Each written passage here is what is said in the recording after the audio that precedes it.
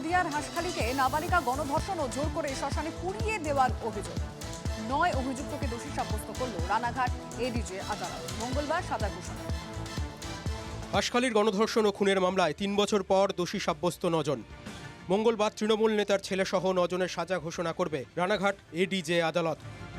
হাইকোর্টের অর্ডারে সিবিআই তদন্ত হয়। সেই তদন্ত পরিবর্তিতে কোর্টে 9 জন দোষী সাব্যস্ত হয়।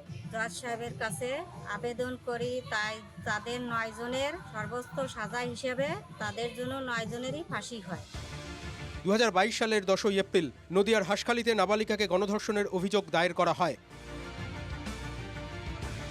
5 এপ্রিল স্থানীয় তৃণমূল পঞ্চায়েত সদস্যের ছেলের জন্মদিনের পার্টিতে নাবালিকাকে গণধর্ষণ করা হয় বলে অভিযোগ। তৃণমূল নেতার ছেলে ও তার বন্ধুদের বিরুদ্ধে ওই নাবালিকাকে গণধর্ষণের অভিযোগ ওঠে। গল্প ফেঁদে নির্যাতিতাকে বাড়ির সামনে রক্তাক্ত অবস্থায় ফেলেও রেখে যাওয়া হয়েছিল। শুধু তাই নয়, অভিযোগ প্রমাণ লোপাট করতে দ্রুত নির্যাতিতার দেহ জোর করে শ্মশানে পুড়িয়ে দেওয়া হয়। আমার মেয়ের গণধর্ষণের প্রথম তো রাজ্যের পুলিশ সমস্ত কেস ধামাচাপা করতে চাইছিল। পুলিশের বিরুদ্ধে নিষ্ক্রিয়তার অভিযোগ তুলে হাইকোর্টে মামলা করে নির্যাতিতার পরিবার।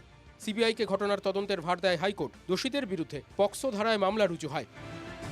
সেই মামলায় 9 জনকে দোষী সাব্যস্ত করল রানাঘাট মহকুমা আদালত। মঙ্গলবার তার সাজা ঘোষণা। Mahadev Kundu report, TV9 Bangla.